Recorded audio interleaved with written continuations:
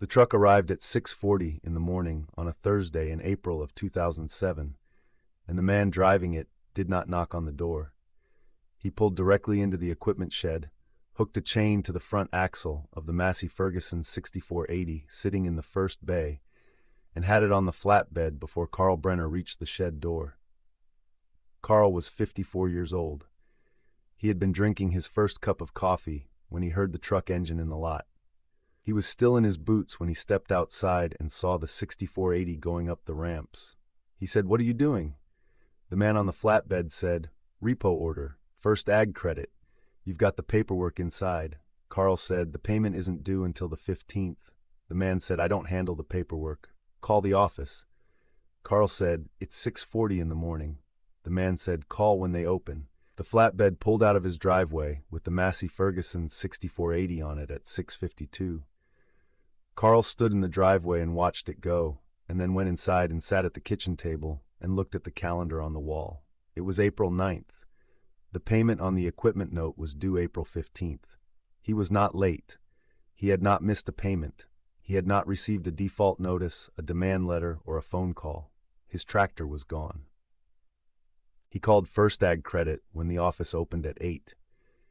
He was connected to an account manager named Dennis Hartley, who explained that the repossession had been authorized under a cross-default clause in Carl's loan agreement, a clause that allowed First Ag Credit to accelerate all outstanding obligations if any single account under their portfolio showed signs of financial stress.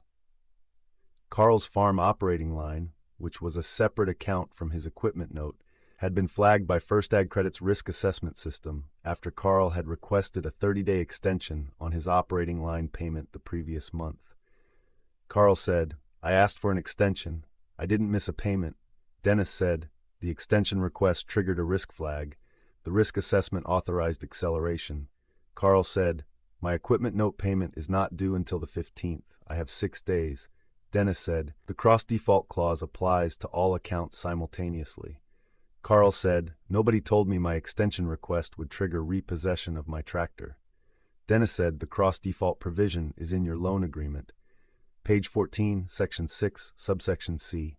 It's April 9th. Planting starts in 11 days. Dennis said he understood the timing was unfortunate and that Carl was welcome to bring his account current and discuss a reinstatement of the equipment. Carl asked what bringing his account current meant in this context.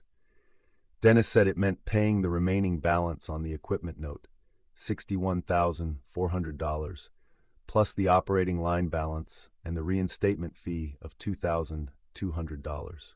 Carl said, "You want me to pay $63,000 in 6 days, or I don't get my tractor back for planting." Dennis said, "That is the reinstatement requirement, yes." Carl hung up. He sat at the kitchen table for a long time. Then he called his attorney. Carl Brenner had been farming 580 acres in Benton County, Indiana, since 1986. He had built the operation carefully across 21 years, buying land when the price was right, adding equipment when the need was real, maintaining what he had with the seriousness of a man who understood that an equipment failure during planting or harvest was not just a mechanical problem, but a financial one, with consequences that compounded across the season. The Massey Ferguson 6480 was his primary tractor. He had bought it in 2004, financed through First Ag Credit on a 7-year note at 6.4%. The payments had been consistent. He had not missed one. The equipment note was current to the day they took the machine. The operating line was a different matter. The 2006 growing season had been difficult, a wet spring that delayed planting by 9 days, a dry August that cut his corn yield 23% below projection. His operating line payment, due in February of 2007, had been tight. He had called First Ag Credit in January and asked for a 30-day extension to allow his grain marketing to catch up with his cash flow. The request was reasonable, routine, the kind of accommodation that agricultural lenders make routinely for farmers managing the specific cash flow patterns of a commodity business. First Ag Credit had granted the extension. Carl made the payment within 30 days. His operating line was current. His equipment note was current. By any reasonable measure, Carl Brenner's accounts were in good standing on the morning of April 9, 2007. What had happened, Carl's attorney explained that afternoon, was that the extension request had been entered into First Ag Credit's automated risk management system as a distress indicator. The system flagged Carl's portfolio as elevated risk. It then applied the cross-default clause and authorized acceleration without human review. The repossession had been ordered by algorithm and executed by a contractor who did not know the account history and was not required to know it. Carl's attorney said, "This is going to be a problem for them." Carl said, "It's a problem for me right now. I have 11 days until planting." His attorney said, "Yes, we're going to address both." The attorney's name was Margaret Holloway. She had been practicing agricultural law in Lafayette for 19 years and had handled equipment repossession cases before, but not one with this specific fact pattern. A borrower current on all obligations, who had been granted an extension he subsequently fulfilled, whose tractor had been repossessed by automated system under a cross-default clause, never triggered by any actual default. She filed for an emergency temporary restraining order on the morning of April 10th. The motion argued that First Ag Credit had breached its implied covenant of good faith and fair dealing by applying the cross-default clause to a non-defaulting account, that the automated repossession without human review or notice violated the Indiana Uniform Commercial Code's requirements for commercially reasonable repossession procedures, and that Carl Brenner was suffering irreparable harm in the form of lost planting days for which no monetary compensation could be fully adequate. The circuit court judge heard the motion on April 11th. The judge granted the temporary restraining order on April 12th. First Ag Credit was ordered to return the Massey Ferguson 6480 to Carl Brenner's property within 24 hours. The machine was back in his shed on the evening of April 13th, 4 days after it had been taken, 7 days before his original planting target. Carl had lost 4 planting days. He adjusted his field schedule, prioritized his best corn ground, and compressed the work into longer days. He documented everything. The temporary restraining order was the beginning, not the end. Margaret Holloway filed suit against First Ag Credit in May of 2007, after the planting was complete and the full scope of the damage could be assessed. The complaint alleged 4 causes of action: breach of contract, breach of the implied covenant of good faith and fair dealing, wrongful repossession under the Indiana Uniform Commercial Code, and conversion, the civil tort of wrongfully taking another person's property. First Ag Credit's initial response was to deny liability on all counts and to file a motion to dismiss, arguing that the cross-default clause unambiguously permitted acceleration in the circumstances that had occurred. The motion to dismiss was denied in August of 2007. The court held that the question of whether the cross-default clause had been triggered by circumstances that constituted commercially reasonable grounds for acceleration was a factual question that could not be resolved on a motion to dismiss. Discovery began in the fall of 2007 and produced, over the following 8 months, a document record that Margaret Holloway later described as the most useful discovery she had ever received in 19 years of agricultural litigation. The documents showed that First Ag Credit's automated risk system had flagged Carl's account based on a single input, the extension request, without considering any other factor in the account's history. They showed that the system had then generated a repossession order without any human review. They showed that First Ag Credit had a written internal policy requiring human review of all repossession authorizations above $50,000, a policy that had not been followed in Carl's case because the automation had routed the order directly to the repossession contractor without passing through the review queue. They showed something else. In the 18 months prior to Carl's repossession, First Ag Credit's automated system had triggered 14 similar cross-default accelerations across Indiana and Illinois, all of them involving farmers who had requested routine extensions and subsequently fulfilled their obligations. In 11 of the 14 cases, the farmers had not had the resources to challenge the repossession and had surrendered their equipment. In 2 cases, the farmers had reached private settlements. Carl's was the third case to reach litigation. Margaret added a class action component to the complaint in March of 2008. The trial began in September of 2009, 2.5 years after the morning the flatbed arrived in Carl's driveway. The case had attracted attention in the agricultural community in a way that legal cases rarely do, not through media coverage, which was limited, but through the specific communication channels of farming communities, where a story about a lender taking a farmer's tractor on planting week based on an automated risk flag travels with the velocity and fidelity of something that everyone who hears it recognizes as directly relevant to their own situation. Carl had received calls from farmers he didn't know in counties he had never visited, asking about the case, sharing their own stories of First Ag Credit's repossession practices, some of which matched the pattern in the documents Margaret's discovery had produced. At trial, First Ag Credit's defense rested on two arguments. First, that the cross-default clause was unambiguous and that Carl had signed the agreement containing it.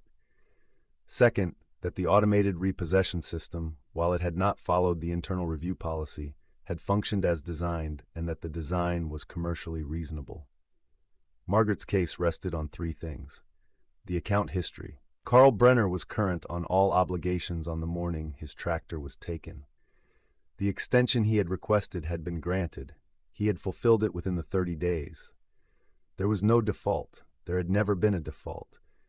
The algorithm had repossessed a machine from a borrower who owed nothing past due, based on a risk flag generated by a request that had been resolved months before the flatbed arrived. The internal policy violation. First Ag Credit's own written policy required human review of all cross-default acceleration decisions above $50,000. The policy existed because someone inside the company had understood, at the time it was written, that automated systems cannot read the full context of an account relationship. That person had been right.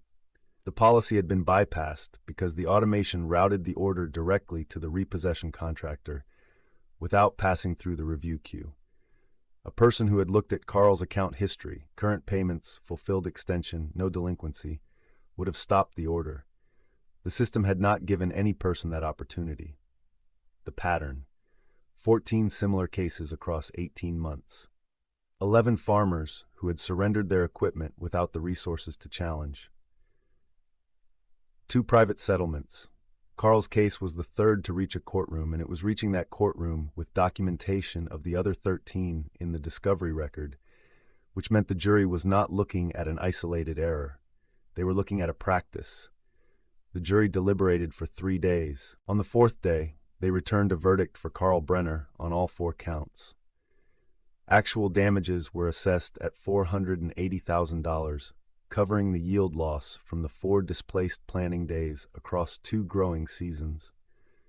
The cost of emergency equipment rental during the 4 days without the tractor, the documented stress and management disruption, and the legal costs of the restraining order and subsequent litigation. Punitive damages were assessed at $1,620,000, based on the jury's finding that First Ag Credit's conduct had been willful and systematic, not an error but a practice, applied across 14 accounts, that had been insulated from correction by the automation that removed human judgment from the decision. Total verdict, $2,100,000. Carl Brenner sat in the courtroom when the verdict was read and did not immediately respond. He had been in this proceeding for 2.5 years. He had farmed through it, planting and harvesting, while the depositions were taken and the motions were filed and the discovery documents filled Margaret Holloway's office with the evidence of what First Ag Credit's system had done to 14 farmers in 2 states. He had done the accounting every season, updating the damage calculation with each harvest, keeping the records that Margaret's case required. He looked at the number, $2,100,000, and felt something that was not quite satisfaction and not quite relief, but the specific resolution of something that had been unresolved for a long time. The tractor had come back, the planting had happened, the farm had survived. The case had confirmed what Carl had known on the morning of April 9, 2007, when he stood in his driveway in his boots with his coffee going cold inside, and watched his tractor go up the ramps of a flatbed that had not knocked on his door. What had happened was wrong. Not wrong in the abstract, but wrong in the specific and measurable way that a court had now documented in a verdict that carried a number. $2,100,000 was that number. First Ag Credit appealed. The appeals process extended the case through 2011. The appellate court upheld the verdict on the breach of good faith and wrongful repossession counts and reduced the punitive damages from $1,620,000 to $1,200,000, citing proportionality standards for punitive awards in commercial cases. The total award after appeal was $1,680,000. First Ag Credit paid in February of 2012, nearly 5 years after the flatbed left Carl's driveway with the 6480. The class action component of the original complaint had been severed from Carl's individual case and proceeded separately. It was settled in 2013 for an undisclosed amount that covered the 11 farmers who had lost equipment without the resources to challenge the repossession and had not received it back. The settlement required First Ag Credit to revise its automated risk management system to require human review of all cross-default acceleration decisions and to provide written notice to borrowers before any repossession action was taken. Margaret Holloway said when the settlement was announced that the policy changes were more significant than the money.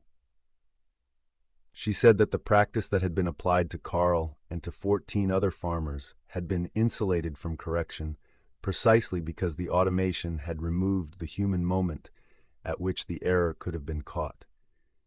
The settlement restored that moment. It required a person to look at an account before a truck was sent to take a machine. Carl was 59 years old when the settlement was announced. He had been farming for 27 years. He still had the Massey Ferguson 6480. It had crossed 12,000 hours by then. He maintained it the way he had always maintained it. Oil every 100 hours, filters on schedule, pre-season inspections in March before the ground was ready to work.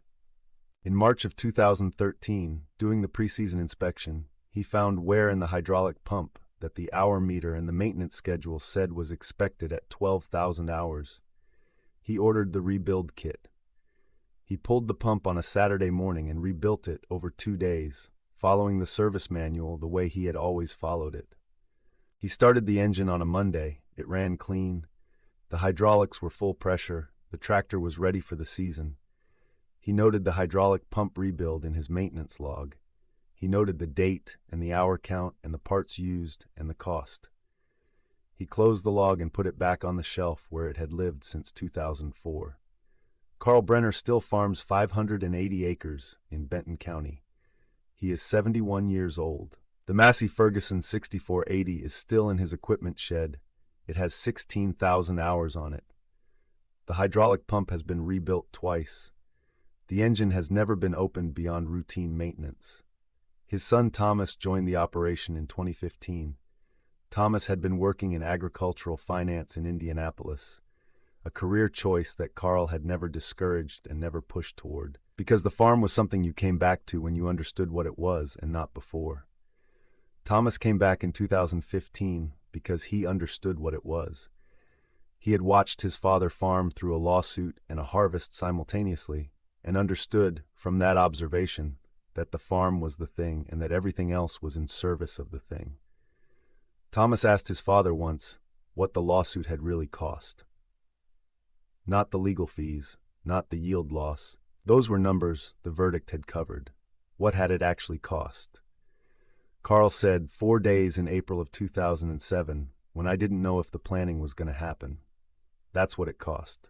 The rest was accounting. Thomas said, and the 2.5 years of litigation? That was the price of the accounting being correct. It needed to be done.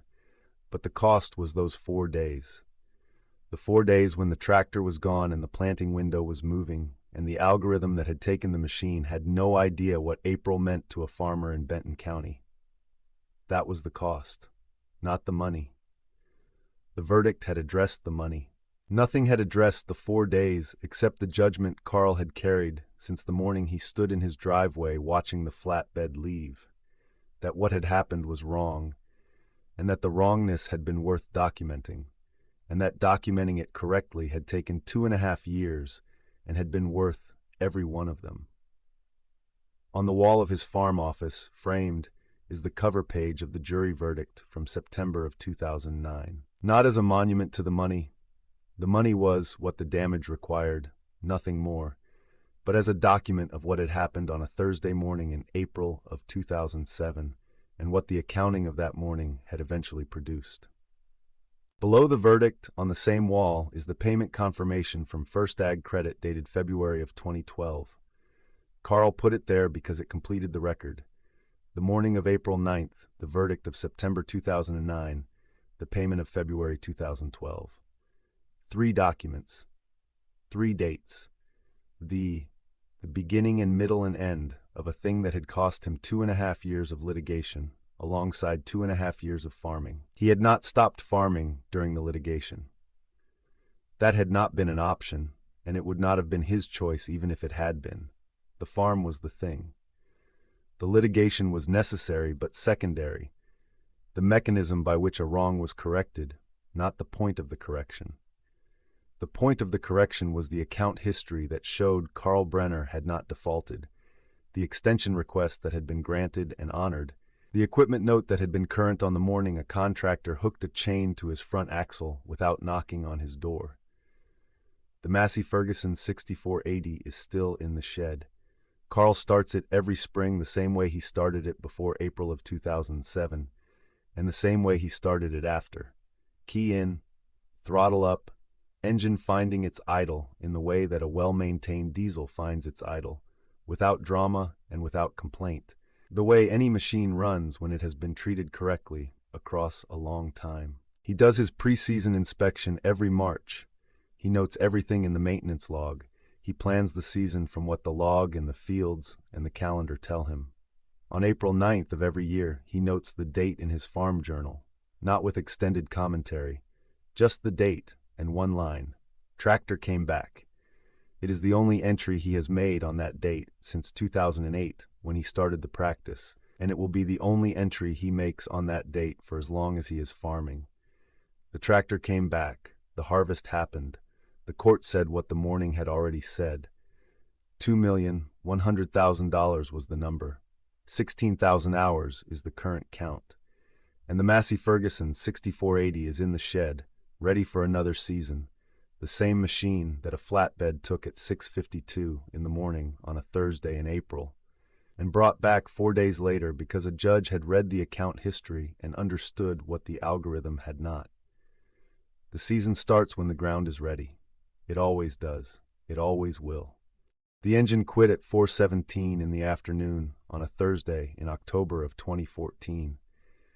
Dale Withers knew the exact time because he looked at his watch when the Massey Ferguson 7480 lost power and coasted to a stop in the middle of his east field. And the time was the first piece of information his mind reached for, because his mind, in the way that a farmer's mind works during harvest, was constantly calculating time against acres, against weather, against daylight, and the calculation that had been running all day now had a new and unwelcome variable in it. He was 3 miles from finishing. Not 3 miles of road, 3 miles of standing corn, the last field, the northeast corner of his operation, the ground he had saved for last because the terrain there sloped away from the drainage and dried slower than the rest, and he had been waiting since Monday for it to reach the moisture content that would let him cut it without losing too much at the head. He had started that morning at 6. He had been running all day. He had 63 acres left when the engine quit.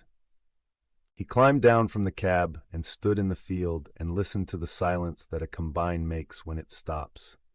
It is a specific silence, heavy, weighted by the contrast with the noise that had been present for 12 hours. Dale stood in it and did not immediately react, because Dale Withers was a man who did not immediately react to things. He had been farming in Benton County, Indiana for 31 years, and he understood that the first minute after something goes wrong is not the minute for action. It is the minute for assessment. He checked the fuel, full. He checked the gauges, oil pressure, temperature, hydraulic pressure, normal, normal, normal. He tried to restart. Nothing. The engine turned but did not fire. He tried twice more with the same result. He climbed back down and opened the engine access panel on the right side of the machine and looked at what was accessible without tools. He saw nothing immediately obvious. The belts were intact. The hoses were intact. The visible connections were intact. Whatever had failed was inside the engine, which meant it was not something he was going to diagnose or address in a field with the light failing. He stood beside the machine and looked at the 63 acres of standing corn, and then at the sky to the northwest, where a weather system had been building since noon. The forecast had said rain by Saturday. Dale's reading of the sky said Friday evening at the latest, possibly Friday afternoon.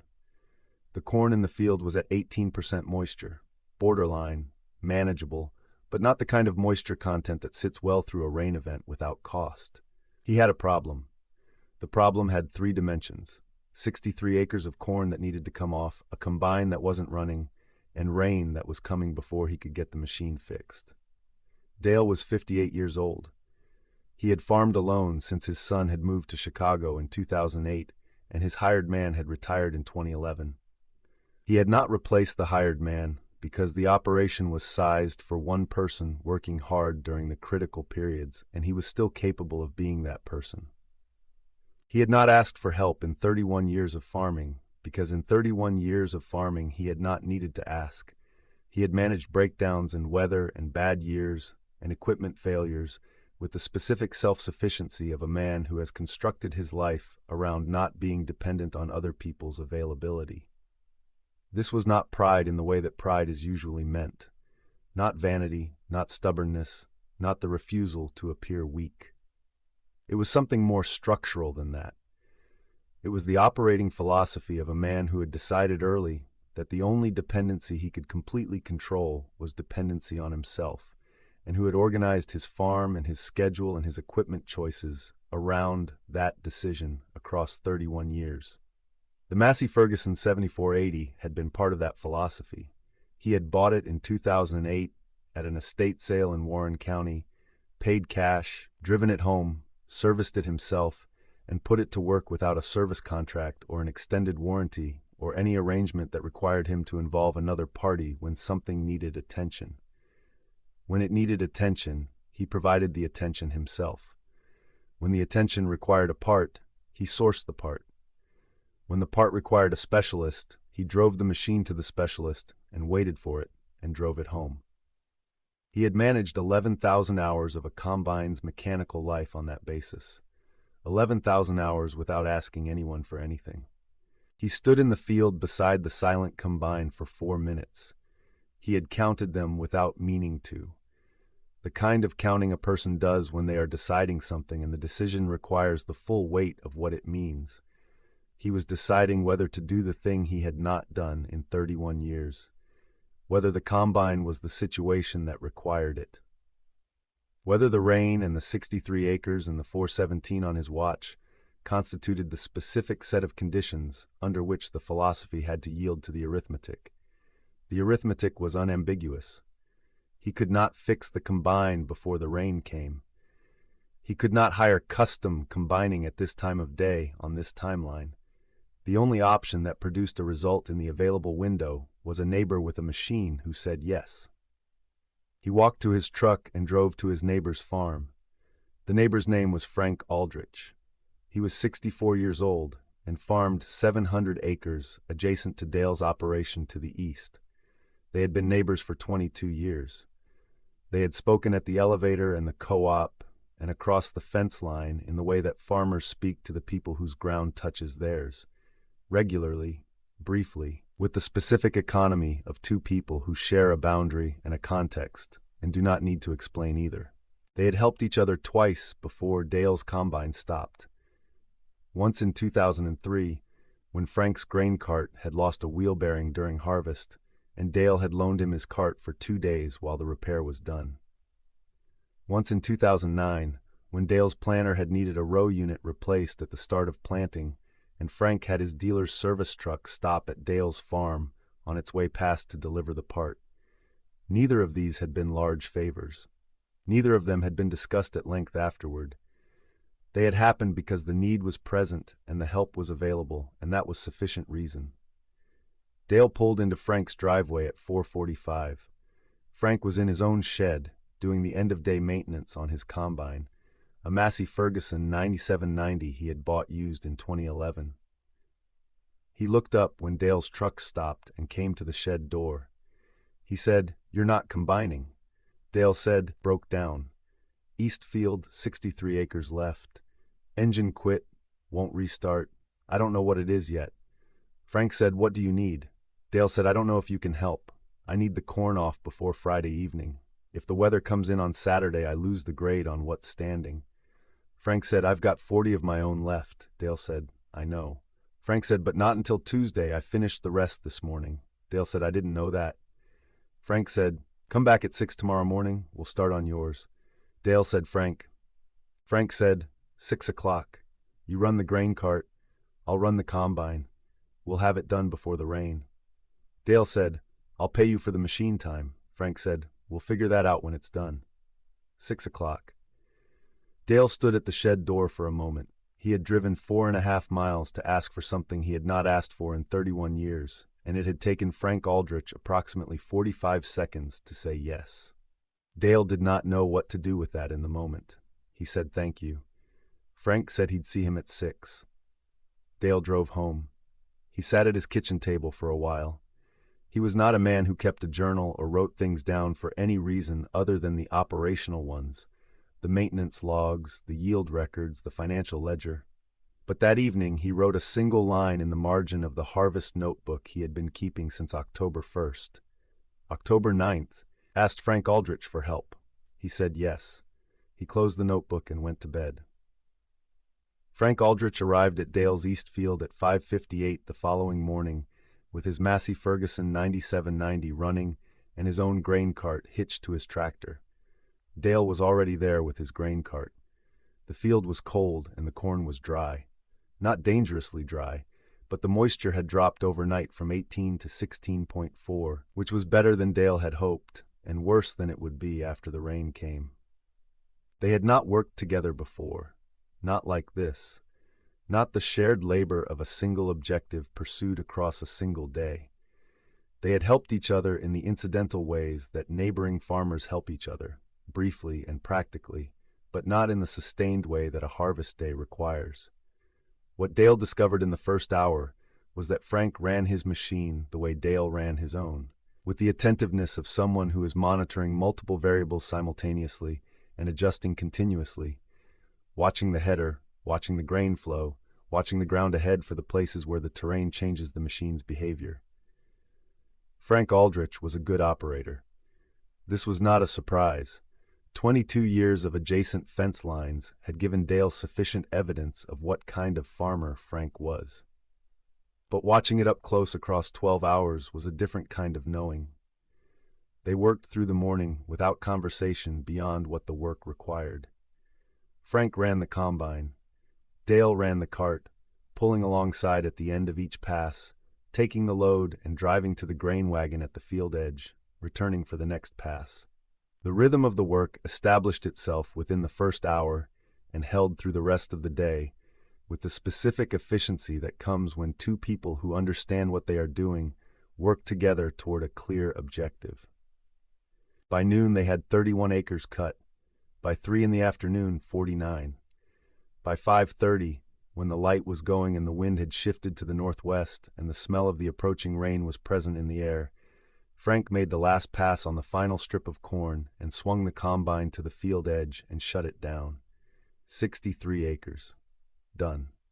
Dale stood at the edge of the empty field and looked at the ground that had been standing corn that morning and was now cut stubble, and understood, with the specific and uncomplicated gratitude that arrives when a thing that needed to happen has happened, that the crop was saved.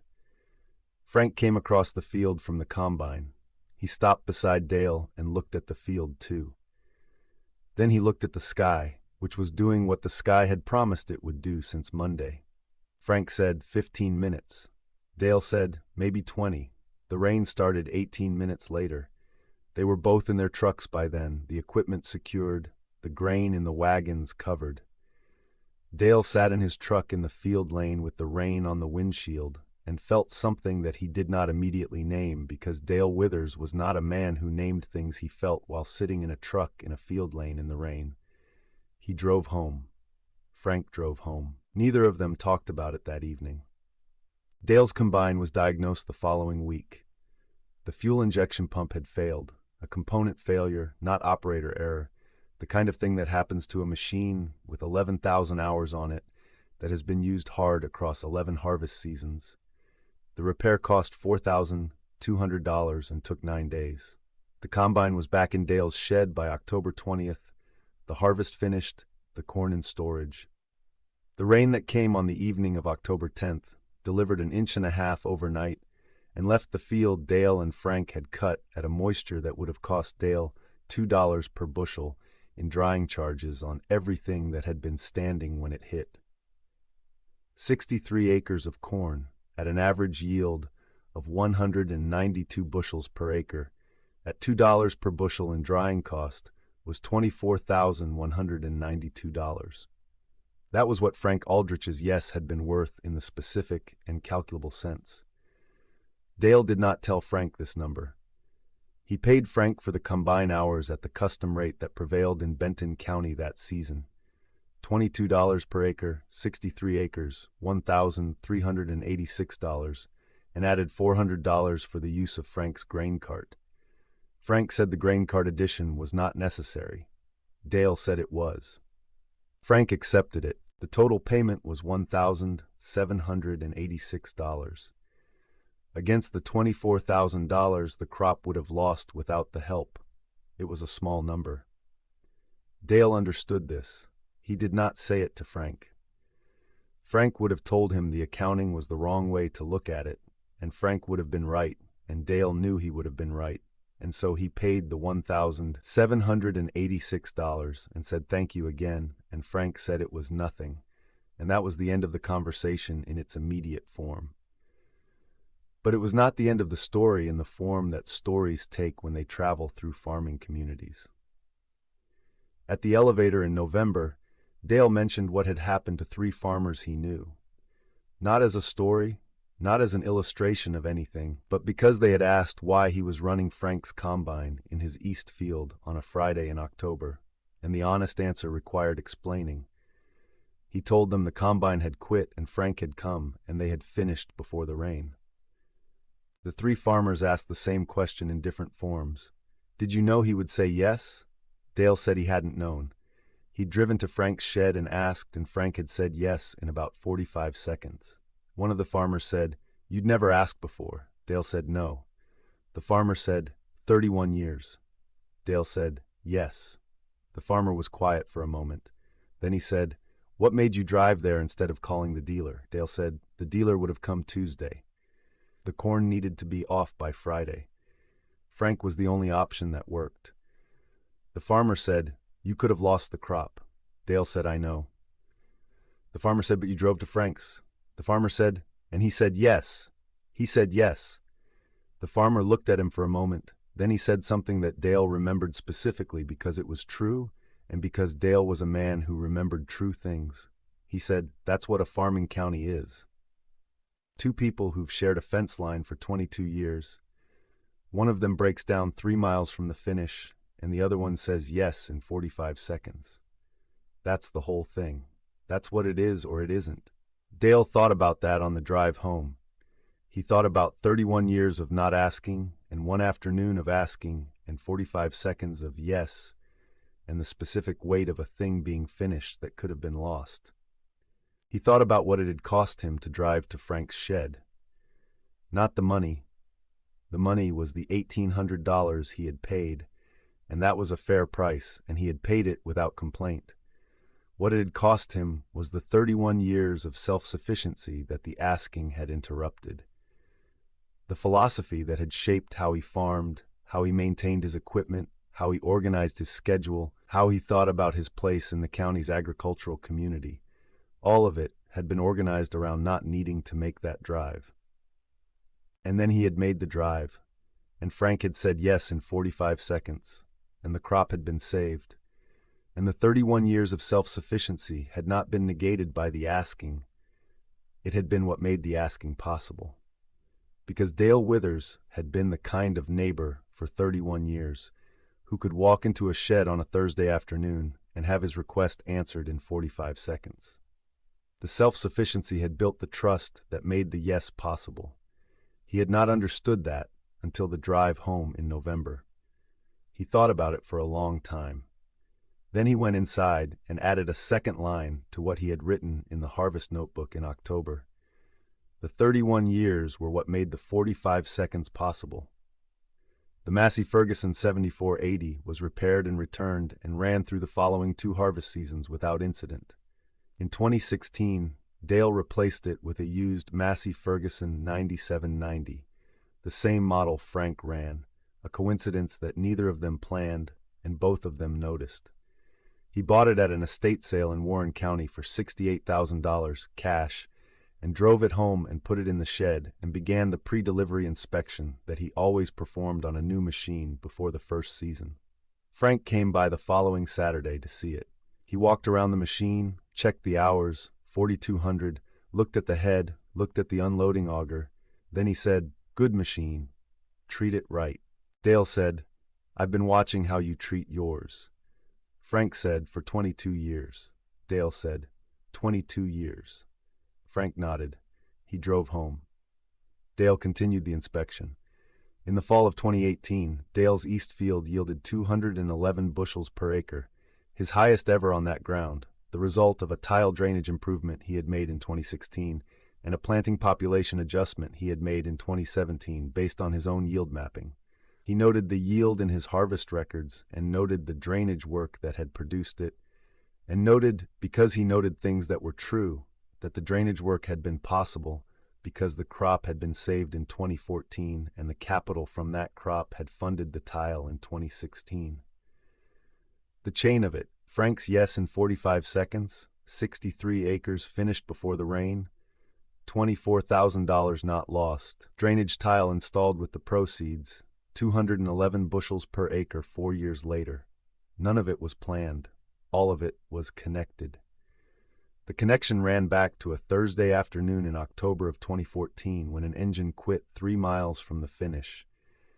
And a man who had not asked for help in 31 years got into his truck and drove 4.5 miles. Dale Withers is 68 years old now. He still farms the same ground in Benton County, though he has reduced his operation since 2020, leasing out 300 acres to a younger farmer and working the remaining ground himself at a pace that his body accepts without argument. The Massey Ferguson 9790 he bought in 2016 has 9,000 hours on it. He maintains it the way he has maintained every machine across 35 years. Oil on schedule, filters when the hours require, nothing deferred that the deferral will cost more than the doing. Frank Aldrich retired in 2019. He sold his operation to his son-in-law and moved to a smaller property outside town. Dale saw him at the elevator the previous fall, the first time in 2 years. They talked for 20 minutes about the crop, the weather, the county's changing agricultural landscape. Before Frank left, Dale said, "I still think about October 2014. Frank said, the rain, and the 45 seconds. Frank looked at him. Then he said, "You'd have done the same." Said, "I'd like to think so." Frank said, "I know so. That's why it only took 45 seconds. I knew who was asking." He drove away. Dale stood in the elevator lot for a while. He thought about 31 years of not asking, and 1 afternoon of asking, and what Frank had just said, that the 45 seconds had been determined not by the request itself, but by who was making it. That the yes had been possible because of everything that had come before the asking, the 22 years of fence line and elevator conversation, and the small accumulated knowledge of a neighbor's character built from proximity and time. Dale drove home.